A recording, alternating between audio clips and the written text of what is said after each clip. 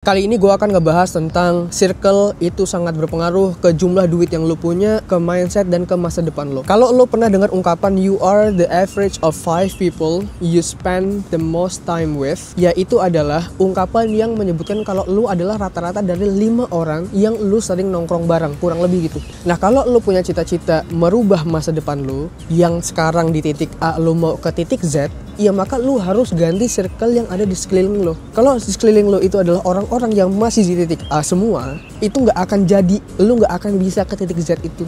Obrolan kali ini kurang lebih agak tajam, jadi pastikan kalian nonton sampai akhir karena ini juga akan berpengaruh ke pola pikir lo untuk menentukan circle yang lu miliki kemudian. Jadi gini, kalau lu pernah lihat PayPal itu dulu dibangun oleh ada Peter Thiel, ada Elon Musk, ada Reid Hoffman. Sebenarnya ada banyak lagi lainnya. Nah, mereka itu adalah circle gokil yang sekarang udah mencar-mencar. Ada yang punya Palantir, ada yang punya Tesla, SpaceX, ada yang punya LinkedIn, ada yang punya YouTube, dan banyak lagi lainnya. Dan kalian bisa bayangkan kenapa itu bisa terjadi, yaitu karena circle yang mereka miliki. Circle yang mereka bangun itu berdampaklah ke masa depan mereka, ke jumlah uang yang mereka punya, ke pola pikir mereka. Ada lagi referensi dari bukunya Robert Kiyosaki yang judulnya Cash Flow Quadrant. Kalau dia sih lebih bilang ke, ya lu coba lihat atau tulis siapa 6 orang terdekat lo,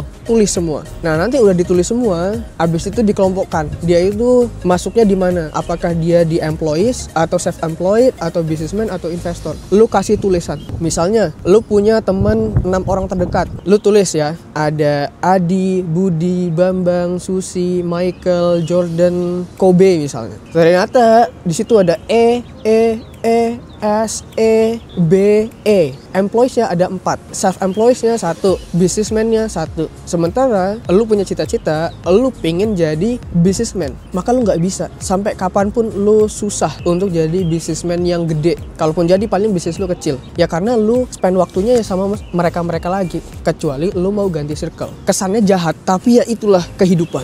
Makanya selalu dibilang lingkungan itu seberpengaruh itu. Makanya ada orang bilang orang kaya itu nyekolahin anaknya di sekolah mahal bukan semata-mata karena pendidikannya yang bagus, tapi mereka itu beli apa? Beli network. Oh, di sekolah ini ada anaknya si A, di sekolah ini ada anaknya si B. Nanti gue masukin anak gue di sana, anak gue bisa temenan sama mereka, gue juga bisa temenan sama orang tuanya. Setidaknya ya anaknya ini udah masuk di circle-nya si elit-elit lah. Dan itu berpengaruh ke masa depannya karena kecerdasan itu memang menurun 20% dari genetik.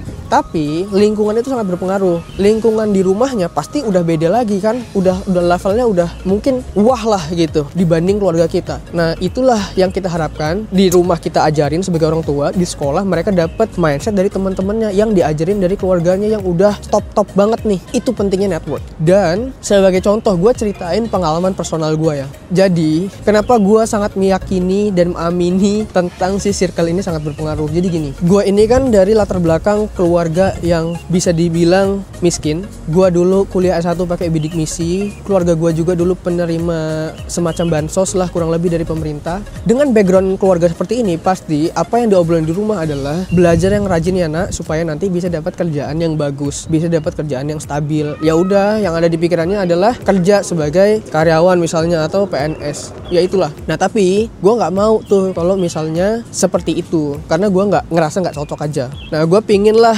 menjadi seorang businessman. Nah tapi seiring berjalan waktu, gue tuh mikir kok gue mau jadi pebisnis tapi teman-teman gue karyawan-karyawan semua nih. Ya gimana caranya gue mau maju? Mulailah dapat partner. Nah jadi gue sekarang punya partner dekat. Sebenarnya ada 2 orang. Gue nggak sebut namanya dulu karena gue belum izin. Gue dapat partner si A. Ini dia, gue bisa bilang dari keluarga yang sangat berada. Orang tuanya politisi dan juga ada yang sebagai dokter. Itu udah pasti beda nih sudut pandangnya. Apa yang perspektif yang dia punya sama gue itu udah beda. Nah gue mau belajar dari dia. Terus dapat lagi partner satu lagi. Ini dia pure 100% darah entrepreneur. Itu dari ujung ke ujung isinya entrepreneur semua. Jadi mindset tentang kewirausahaan ini udah gokil banget lah. Dan itu yang mau gue juga pelajarin dari dia. Terus selain dari 2 partner ini, gue juga dapat mentor. Gue dapat kurang lebih 3 orang mentor. Gue nggak bisa sebutin juga karena gue belum belum izin. Intinya mentor ini juga sangat berpengaruh untuk perubahan pola pikir.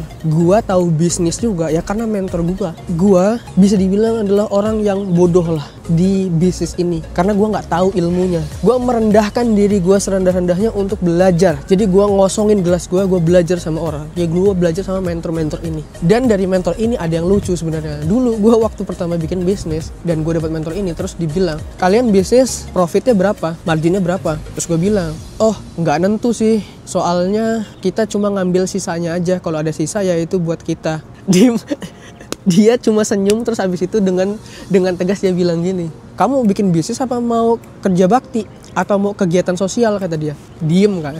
Disitulah dia ngasih masukan. Kalau lu mau bisnis paling enggak lu set profit margin lu di sekian. Nanti semua operasional tuh baru lu atur-atur lagi gimana caranya untuk dapetin profit margin sekian. Itulah yang lu harus pikirin. Ini nggak pernah nih gue dapat omongan kayak gini nih dari orang di circle gue. Kalau gue nggak dapet mentor ini atau orang ini ya gue nggak tahu. Karena dari situlah gue akhirnya mulai cari-cari buku tentang bisnis. Gue cari buku tentang bisnis, kok bisa ya dia bilang kayak gitu? Ya emang sih dia udah pebisnis lama lah. Orang tuanya pebisnis, dianya pebisnis, bisnisnya gede. Wah udah super lah. Levelnya tuh udah jauh. Karena saking respectnya, gue sampai cari nih apa ya buku yang bisa gue pelajarin, yang setidaknya gue bisa ngejar lah, walaupun yang nggak sampai banget kayak ilmunya dia, cuma ya gue bisa sambil belajar gitu ngejar. Gue dapat bukunya, ternyata ada tuh dibahas di ini gue mention ya, ada di bukunya Scale Up kalau nggak salah by Aksoro warna kuning. Gue nggak di endorse tapi kalau misalnya lo mau endorse boleh ya hubungin gue. Itu bagus, di situ disebutin lo kalau mau bikin bisnis lo set profit margin sekian, abis itu kalau lo mau hire team hire-nya kayak gini, kalau lo mau banyak lah materinya bagus. Itu di awal-awal gue belajar dari situ. Terus ya akhirnya gue juga belajar dari buku-buku lain. Ya mulai yang dari dasar dulu lah. Bukunya Robert Kiyosaki, Rich Dad Poor Dad, Cash Flow Quadrant, Why A Students Work for C Students. Abis itu Gen Sincero, You Are Badass at Making Money, The Startup of You, tulisannya Reid Hoffman. Ya akhirnya gue belajar dari topik utama circle. Lo dapat partner, lo dapat mentor, lo dapat buku, lo kumpulin jadi satu. Itu ngerubah nih yang namanya pola pikir yang nanti akan merubah jumlah uang yang kamu punya dan masa depan yang kamu punya. Dan alhamdulillah juga gue sekarang bisa sekolah di Amerika. Gue ngambil S2 di bidang Entrepreneurship and Innovations di University of San Francisco, Amerika Serikat. Nah dari sini juga gue belajar lagi, gue belajar banyak. Circle gue ganti lagi, bukan ganti sih, lebih tepatnya nambah lagi dari orang-orang yang ahli AI, dari profesor-profesor bisnis, investor. Banyak, gue ngebuka wawasan lagi nih di sini. Dan itulah gunanya circle. Kalau lu mau jadi pebisnis ulung, pebisnis andal, ya lu nongkrongnya sama pebisnis-pebisnis. Lu mau jadi akademisi sama akademisi. Gue bisa jadi pebisnis, gue bisa jadi investor, gue bisa jadi akademisi ya karena gue ada circle-nya masing-masing. Atau bahkan satu orang memang dia merangkap jadi 3 bagian tadi juga ya ada. Jadi perbanyak aja relasi lo supaya lo bisa kejar impian-impian lo. Oke?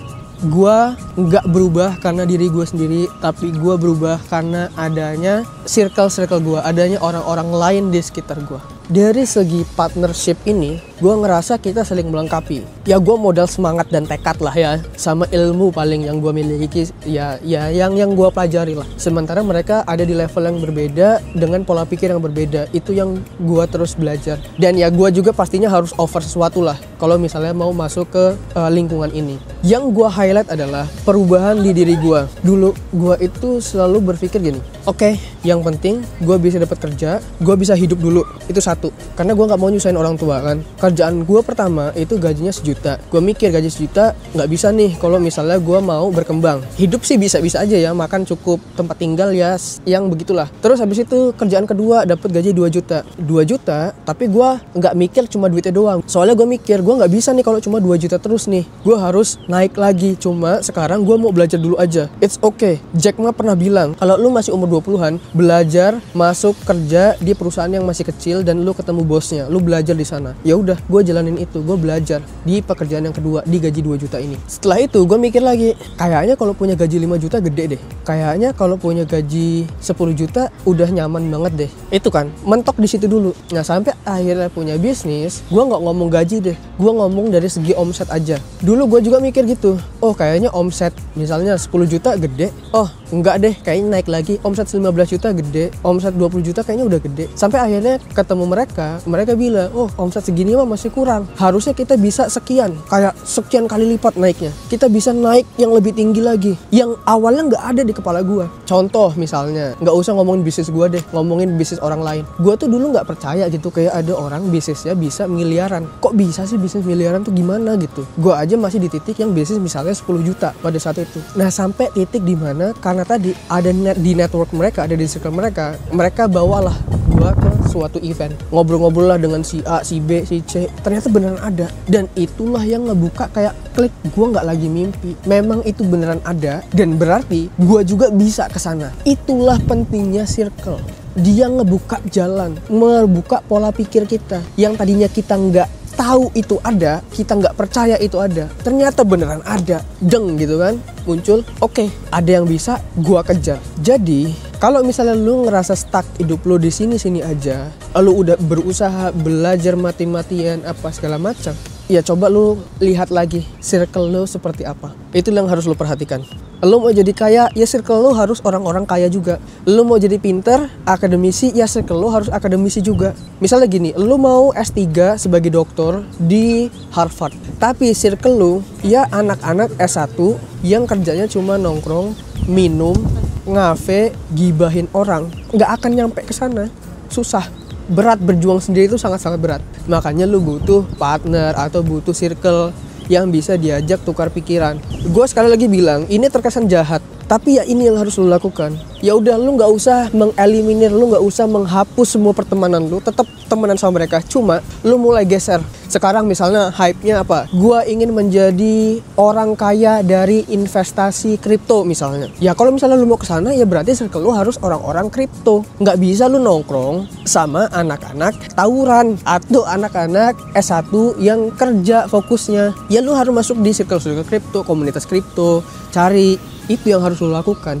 Berapa banyak bang? Nggak usah banyak-banyak, tadi aja 5-6 orang. Itu akan ngebuka jalan lo. Jadi semangat buat lo semua yang lagi berjuang untuk merubah hidup lo. Untuk naik kelas, lo harus melakukan banyak perjuangan dan pengorbanan.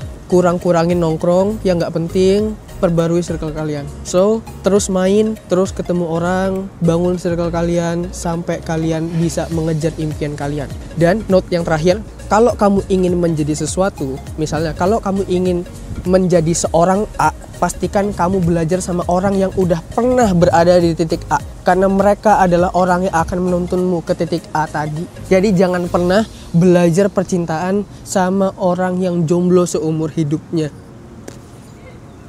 Oke, bye, sekian aja, sampai jumpa di video berikutnya. Oh ya, jangan lupa subscribe video ini kalau lu suka, supaya gua makin semangat untuk bikin konten-konten berikutnya. Bye.